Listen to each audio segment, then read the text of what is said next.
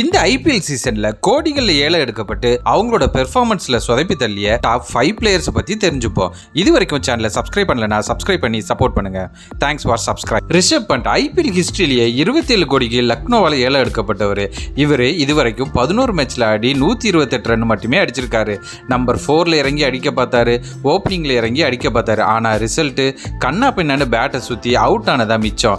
வெங்கடேஷ் ஐயர் 23 கோடியே 75 லட்சம். இந்த சீசன்ல 11 மேட்ச்ல ஆடி 142 ரன் மட்டும்தான். ஜோஃப்ரா ஆர்ச்சர் எல்லா சீசன்லயும் பாதி மேட்ச்லயே எஸ்கேப் ஆகக்கூடிய ஒரு பிளேயர். இந்த சீசன்ல 12 கோடியே 50 லட்சம். ஆனா பெர்ஃபார்மன்ஸ் 12 மேட்ச்ல 11 விக்கெட் தான். இசான் கிசான் 11 கோடியே 25 லட்சத்துக்கு ஏலம் எடுக்கப்பட்டாரு. இந்த சீசன்ல ஃபர்ஸ்ட் மேட்ச்ல செஞ்சுரி, அதோட இவரோட பெர்ஃபார்மன்ஸை க்ளோஸ் பண்ணிக்கிட்டாரு.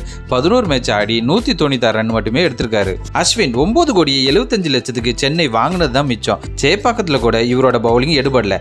5 மேட்ச்ல ஆடி 7 விக்கெட் மட்டும்தான் எடுத்திருக்காரு.